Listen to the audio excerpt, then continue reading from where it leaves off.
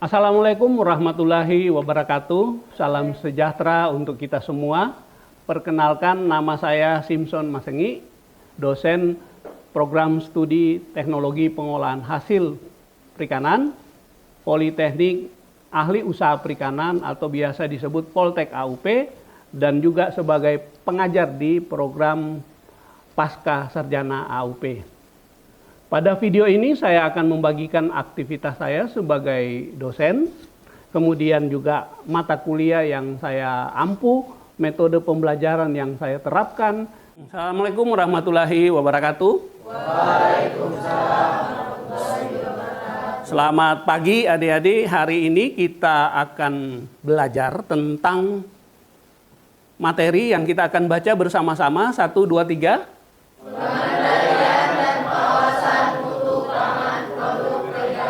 Ya, pengendalian dan pengawasan mutu pangan, produk perikanan.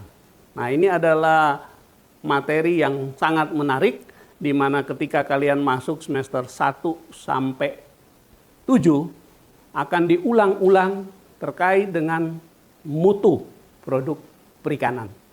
Ya, jadi produk perikanan itu sebagai jurusan TPH atau teknologi pengolahan hasil yang kalian bergerak dari pasca panen. Nah, sejak pasca panen atau sejak ikan ditangkap atau dipanen dari hasil budidaya, maka kalian akan mempelajari tentang mutu dari ikan itu sendiri. Karena sejak ikan mati, pergerakan kemunduran mutu mulai berjalan. Itu sebabnya sebagai orang ahli perikanan harus memahami tentang pengendalian mutu dan pengawasan mutu produk perikanan. Itu ada sistem dari pengendalian dan pengawasan mutu hasil perikanan. Jadi upaya pencegahan dan pengendalian yang harus diperhatikan dan dilakukan sejak pra-produksi sampai dengan pendistribusian untuk menghasilkan hasil perikanan yang bermutu dan aman bagi konsumen. Itu sebabnya tadi Bapak sampaikan sejak ikan diangkat dari habitatnya, sejak ikan dipanen, selama distribusi, selama pengolahan, di setiap rantai pasok, ya, kalian harus mengendalikan mutunya. Ya. Oke, pengendalian dan pengawasan mutu. Jadi apapun yang dilakukan terhadap pengendalian dan pengawasan mutu itu berdasarkan regulasi, berdasarkan peraturan. Kalau tidak dibuat peraturan, kadang-kadang dilanggar sesuka-sukanya. Itu sebabnya pengendalian dan pengawasan mutu diatur di dalam peraturan pemerintah nomor 57 tahun 2015. Dan kalian harus download PP tersebut, ya. Karena peraturan itu paling tinggi, peraturan di Indonesia ada Undang-Undang Dasar 1945 yang tidak bisa dirubah-rubah. Kemudian ada undang-undang yang dibuat oleh pemerintah dan DPR.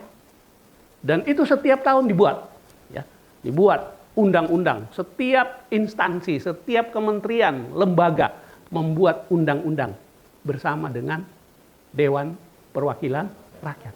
Turunan daripada undang-undang masuk ke peraturan pemerintah. Ya, peraturan ini turunan dari undang-undang. Kalau kalian belajar tentang Undang-Undang Perikanan nomor 45 tahun 2004, ini adalah turunannya. Dari undang-undang turun ke peraturan pemerintah, nanti turun juga ke peraturan menteri, permen, ya. Jadi Undang-Undang Dasar 45, undang-undang, peraturan pemerintah, peraturan menteri atau keputusan menteri dan seterusnya. Pengendalian mutu sebenarnya balik. Semua kegiatan yang meliputi inspeksi, verifikasi, surveillance, audit dan seterusnya. Ya. Itu pengendalian mutu. Jadi judulnya pengendalian dan pengawasan. Jadi kalau pengendalian bicara semua kegiatan yang meliputi inspeksi, verifikasi, surveillance, audit, bahkan ada pengambilan contoh. Tetapi kalau bicara pengawasan, itu semua kegiatan yang meliputi bimbingan, pemantauan, fasilitasi, evaluasi. Jadi bisa ya dipahami. Itu sebabnya sebagai seorang teknologi pengolahan hasil, dia harus memahami baik pengendalian maupun pengawasan mutu produk perikanan. Oke, lanjut. Nah, tanamkan di dalam diri kalian sebuah filosofi bahwa hanya dari bahan baku yang bermutu baik, diolah dengan cara dan lingkungan yang baik, akan mendapatkan produk akhir yang baik, serta memenuhi standar mutu dan keamanan atau jaminan keamanan pangan. Kita baca sama-sama. 1, 2, 3. Hanya dari bahan baku yang bermutu baik, diolah dengan cara dan lingkungan yang baik, akan mendapatkan produk akhir yang baik, serta memenuhi standar mutu dan jaminan keamanan pangan. Oke. Ada 3 kata baik di sini. Ya. Jadi yang pertama bahwa bahan baku itu harus baik. Bahan baku itu ikan yang sudah mati, sudah dipanen. Bagaimana mau menjaga dia ikan itu baik mutunya? Ya, itu harus dikendalikan dan diawasi. Bagaimana mendapatkan pengendalian yang baik? Apakah ikan itu setelah ditangkap disimpan dalam suhu yang benar nggak? Ya, kalian akan belajar sistem atau cold chain system, ya, rantai dingin. Itu menjaga supaya dia tetap baik. Kemudian diolah dengan cara yang baik berdasarkan GMP dan SSC. Kemudian yang ketiga, mendapatkan produk akhir yang baik. Hasil dari bahan baku yang baik, diolah yang baik, maka produk akhir juga pasti baik. Itu tugas dari prodi teknologi pengolahan hasil. Kalau kalian bekerja sebagai pengusaha di UKM atau di industri menengah besar atau bergerak di instansi pemerintah, maka pegang filosofi ini. Ya, pegang filosofi ini.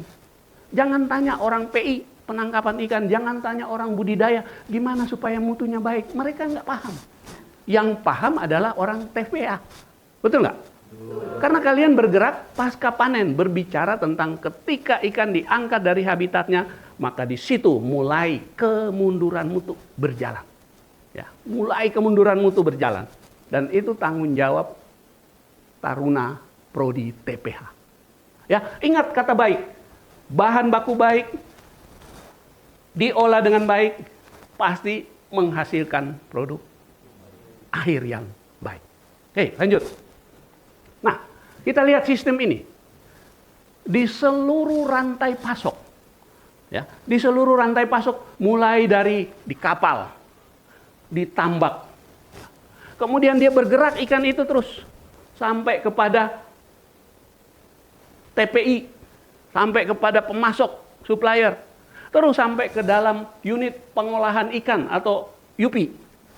Terus bergerak sampai dipasarkan, baik dalam negeri maupun diekspor ke luar negeri. Setiap rantai pasok itu sudah ada rambu-rambunya. Untuk apa? Untuk mengendalikan, untuk mengawasi, ya, mutu ikan itu sini. Paham ya? Jadi di sini rantai pasok. Rantai pasok ini tanggung jawab bukan orang budidaya, bukan orang penangkapan ikan, tapi orang TPH ini tugasnya. Karena apa? Karena sejak ikan ditangkap, sejak ikan dipanen dari tambak, itu sudah tugas orang teknologi pengolahan hasil.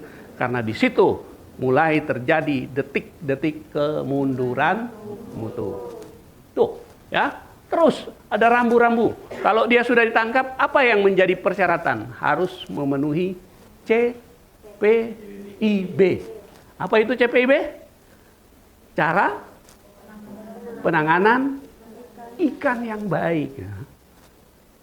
Bagaimana setelah ditangkap di atas kapal, di dek? di samping kolam tambak. Apakah ditangani dengan baik? Apakah nelayan atau pembudidaya lempar-lempar ikan biarin di dalam terkena sinar matahari? Orang mutu bertanggung jawab. Setelah dipanen ada es. Terlindung dari sinar matahari. Supaya ikan itu mutunya tetap terjaga. Terus bergerak selama transportasi sampai ke TPI. Sampai ke UP. Diangkat oleh pemasok, supplier. Bergerak terus. Apakah mobil pengangkut ada tutupnya supaya ikan tidak terkena sinar matahari? Apakah mobil pengangkut itu ada es enggak? Atau kalau dalam keadaan beku, apakah mobil ada fasilitas pembekuan? Banyak ya kita lihat ya. Tuh, lihat di bengkel di itu kan ada mobil-mobil pembawa ikan itu ya. Yang waktu Bapak masih kerja di pusat kita kasih itu untuk mobil pemasaran ikan. Itu. Ya, dalam kondisi tertutup. Di dalam ruangan yang dingin ataupun ada yang ruang beku. Terus masuk ke dalam unit pengolahan ikan, UP. Harus menerapkan cara berproduksi yang baik sampai sanitasi standar operasi prosedur. Ya. Ini di dalam unit pengolahan ikan. Maka ada rambu-rambu yang namanya SKP. Apa itu SKP? Sertifikat kelayakan pengolahan. Layak enggak? Jadi sesuatu unit pengolahan ikan, kalau dia mau berproduksi ikan, dia harus punya SKP dulu. Layak enggak perusahaan ini? Layak enggak ini UP ini berproduksi ikan? Dia harus punya sertifikat kelayakan pengolahan berdasarkan penerapan GMP dan SSOP. Kemudian nanti dia harus punya yang namanya HACCP. Wah, ini makin tinggi lagi persyaratannya karena kalau dia mau ekspor, persyaratan dunia internasional harus menerapkan HACCP. Hazard Analysis Critical Control Point. Pengendalian bahaya di setiap titik-titik kritis di dalam unit pengolahan ikan. Banyak bahaya-bahaya itu harus dikendalikan. Makanya harus diterapkan yang namanya HACCP. Ya, HACCP itu semua negara importir, negara maju, apakah Uni Eropa, banyak negara di situ, 28 negara. Apakah Amerika, apakah Jepang, kalau mau ekspor ke sana, sudah menerapkan HACCP enggak? Kalau enggak bisa. Enggak bisa ekspor. Ya. Di dalam negeri kita menerapkan SKP, GMP, SSOP. Tapi ketika keluar, yang mereka minta penerapan HACCP. Di dalam unit pengolahan ikan. Terus bergerak lagi. Ya. Ada PIRT. Ada MD, ada ML, ada SPP TSNI. Nah, ini adalah rambu-rambu yang harus dipenuhi. Kalau SKP, kalian dapat dari Kementerian Kelautan dan Perikanan. Kalau MD, ML, kalian dapat dari Badan Pengawas Obat dan Makanan. Ini penting. Tidak boleh kalian mau edarkan, pasarkan itu yang di Demina ya. Apa yang itu kan jual patin beku atau jual bakso atau apa itu yang beku-beku. Itu perusahaan yang memproduksi itu pasti sudah punya MD dan ML yang dari Badan Pengawas Obat dan Makanan. Kemudian ada rambu seterusnya lagi, akan ekspor ke luar negeri, dia harus punya health certificate. Ya. Jadi setiap tahap rantai pasok itu ada rambu-rambu yang mengunci supaya produk itu dikendalikan dan diawasi dan menghasilkan produk yang baik. Oke, sampai di sini ada pertanyaan. Izin bertanya Bapak, jadi dalam sistem jaminan mutu hasil perikanan hulu ke hilir itu instansi apa saja yang berperan Pak? Instansi apa saja yang terlibat. Jadi bukan cuma KKP, instansi-instansi yang terlibat, kalian bisa lihat di sini. Kalau dia warna biru adalah KKP, Kalau dia warna green, hijau adalah BP POM. Kalau dia warna kuning, LS Pro, lembaga sertifikasi produk. Lembaga sertifikasi produk untuk produknya ditaruh label yang namanya SNI, SPPT SNI. Jadi dia mendapat sertifikat SPPT SNI atau surat tanda untuk label SNI dan di produknya ditempel SNI. Jadi ketiga lembaga ini terlibat di dalam pengendalian dan pengawasan mutu produk perikanan. Jadi paham ya? Oke, yang lain silakan. Izin bertanya Pak, kenapa diperlukan begitu banyak persyaratan atau sertifikat mutu dalam sistem jaminan hilir ke hulu hasil perikanan? Nah, kenapa begitu banyak persyaratan? Karena apa? Karena rantai pasok ikan yang sejak ditangkap, sejak dipanen, itu bergerak kemana-mana. Ada satu perusahaan, dia punya perusahaan udang. Dia punya perusahaan, tetapi dia juga punya tambak. Nah, ini rantainya pendek. Dari tambaknya dia langsung masuk ke perusahaannya sendiri. Tetapi kebanyakan perusahaan-perusahaan itu terimanya dari supplier. Dia terima dari pemasok. Pemasok juga ambil dari nelayan. Nelayan juga banyak. Kapal-kapalnya banyak ini. Siapa mau tahu mutunya? Siapa mau cek mutunya? Nggak ada yang bisa cek. Itu sebabnya diperlukan persyaratan di setiap tahapan proses ini loh. Ditambah orang yang akan menjual hasil budidayanya harus memenuhi yang namanya CBIB. Apa itu CBIB? Cara budidaya ikan yang baik. Jadi supplier harus ngambil ke tambak yang punya sertifikat CBIB. Atau kalau di kapal itu penelayan harus punya CPIB, cara penanganan ikan yang baik. Itu persyaratannya sudah ada dari sini. Harus ada sertifikat CPIB, harus ada sertifikat CBIB, terus ke rantai pasok selanjutnya. Setelah di sini lagi, masih ada lagi CPIB, masih ada lagi bagi supplier, pemasok, pedagang, atau mini plan, CPIB, supplier, SKP, GMP. Terus lagi ke sini ada SKP, ada HACCP. Terus lagi kalau mau diedarkan di dalam negeri harus ada MD, izin edar, ML. Kemudian untuk meningkatkan daya saing kita harus punya tanda SNI, Standar Nasional Indonesia. Kita pergi ke LS Pro, ya. Kemudian kita mendapatkan stiker SNI. Kalian kalau beli ikan kaleng itu ada logo SNI. Jadi dari 167 produk dan metode uji perikanan, ada 2 SNI. SNI yang wajib dan SNI yang sukarela. SNI wajib ada 2, yaitu SNI ikan dalam kemasan kaleng, tuna, dan SNI sardin makeral dalam kemasan kaleng.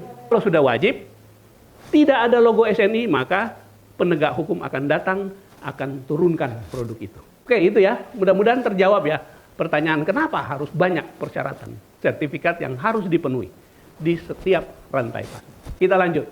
Nah, ini lagi. Ini kita baca ini ya. Tidak peduli seberapa dari perusahaan mengatur satu elemen rantai, jika ada bagian lain dari rantai tersebut tidak berfungsi dengan baik, maka seluruh rantai terkontaminasi. Ini maksudnya rantai apa? Rantai yang menghubungkan dari hulu sampai hilir. Dari sejak ikan dipanen atau ditangkap, selama distribusi atau transportasi, terus sampai ikan di konsumen atau di ekspor. Itu rantai pasok. Kalau ada satu rantai di sini, selama misalnya transportasi, udah dipanen ini, bagus. Cara penanganan, pengolahan ikan dengan baik. Sekarang didistribusikan. Suhu dari mobil pengangkut itu panas.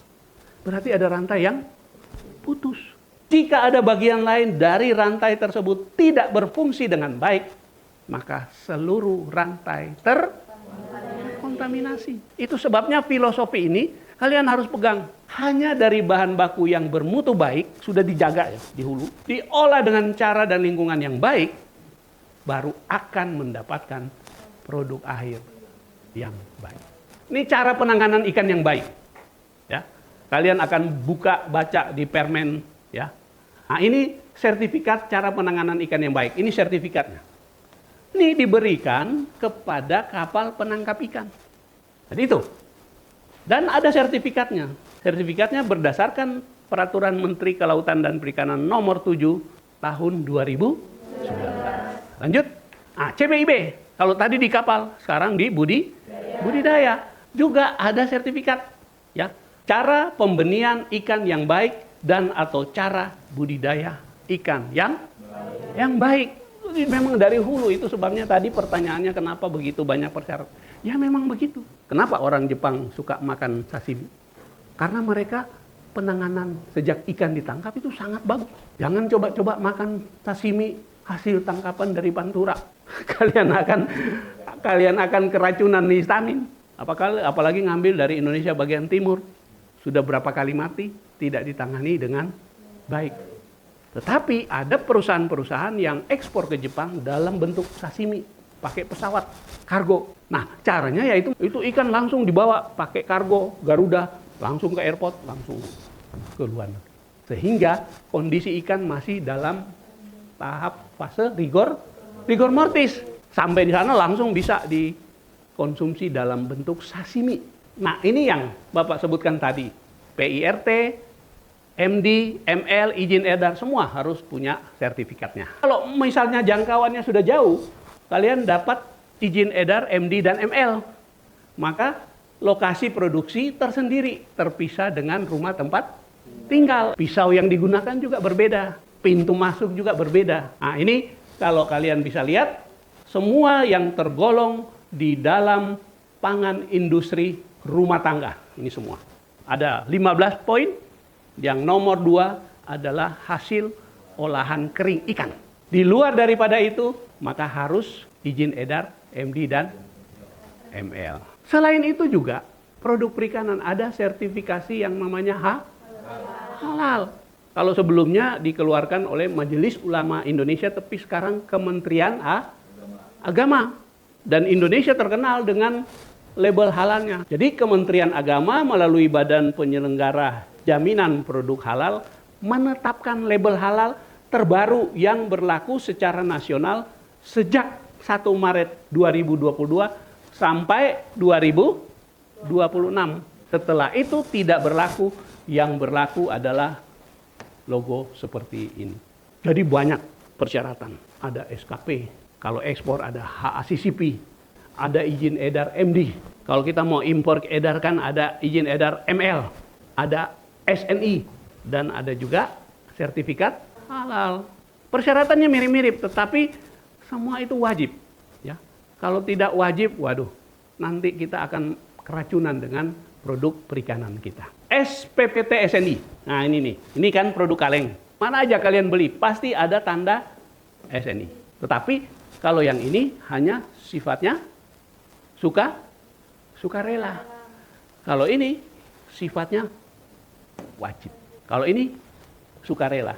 Kenapa dia mau ber-SNI? Dia mau meningkatkan daya saingnya. Ini, penerapan SNI wajib. Sifat dasarnya adalah sukarela dapat diwajibkan. Awalnya sukarela, tetapi bisa menjadi wajib ya dengan pertimbangan atas permintaan pelaku. Kenapa harus diwajibkan? Waduh, kalau nggak diwajibkan nanti barang-barang yang impor banyak. Ikan kaleng kita impor juga. Tapi ketika kita impor ikan kaleng, untuk diedarkan di dalam negeri, maka harus mengikuti SNI dan punya logo SNI. Produsen dalam negeri, wajib SNI. Produk dari luar impor, wajib SNI. SKP, Sertifikat Kelayakan Pengolahan. Diberikan kepada pelaku usaha atau unit pengolahan ikan yang menerapkan GMP dan SSOP. Baru dapat sertifikat kelayakan pengolahan. Nah, ini GMP-nya yang Bapak sampaikan tadi secara umum, yaitu ada 6 prinsip pokok. Maka yang pertama harus memahami bahan baku. Bagaimana bahan baku itu? Asalnya dari mana, jenisnya, segala macam harus jelas. Yang kedua, penanganan dan pengolahan harus dilakukan dengan baik. Sini waktu, temperatur, teknologi, dan lain-lain. Yang ketiga adalah bahan tambahan. Periksa, gunakan bahan yang tidak merugikan. Ada yang dilarang. Jangan pakai formalin. Ya enggak? Kemudian yang keempat, pengemasan. Pengemasannya bahan-bahan kemas untuk melindungi produk. Kemudian yang kelima, kalian akan belajar penyimpanan. Setelah diolah atau bahan baku harus disimpan ya di tempat yang bersih, suhunya sesuai, dan seterusnya. Dan yang terakhir, distribusi. Jadi lengkap kalau GMP. Peraturan Menteri Republik Indonesia tentang persyaratan dan tata cara penerbitan sertifikat penerapan HACCP. Nih, ada Permen nomor 51 tahun 2018. HACCP. Jadi ini suatu sistem yang mengidentifikasi bahaya. Nah, sekarang Bapak tanya, jawabannya ada dua. Bahaya atau penyebab bahaya. Histamin, bahaya atau penyebab bahaya? Oke. Bakteri Salmonella, bahaya atau penyebab bahaya? Hah? Dari mana penyebab bahayanya? Bakteri histamin adalah bahaya. Kalau ikan tuna kita tidak simpan pada suhu yang sesuai, ya, 4,4 derajat Celcius, maka di dalam tuna itu asam amino histidin akan terdekarboksilasi menjadi histamin. Penyebabnya karena suhu. Histaminnya adalah bahaya. Penyebab bahaya adalah suhu. Nah, ini sertifikat untuk mendapatkan sertifikat HACCP. Ya, begitu panjang. Sampai menerima sertifikat penerapan PMMT. Secara umum digunakan di dunia internasional. Tetapi di Indonesia di dalam undang-undang ya, Undang-Undang 31 tahun 2024 dan Undang-Undang 45 nomor 45 tahun 2009 Undang-Undang Perikanan itu menyebutkan untuk PMMT, sertifikat PMMT ini tidak menyebutkan HACCP, tetapi hanya PMMT. Apa itu PMMT? Program Manajemen Mutu Terpadu. Dari hulu sampai hilir. Program itu, tetapi ketika kita ekspor berdasarkan HACCP. Kenapa dibilang HACCP? Karena potensi bahaya bisa terjadi di setiap rantai pasok.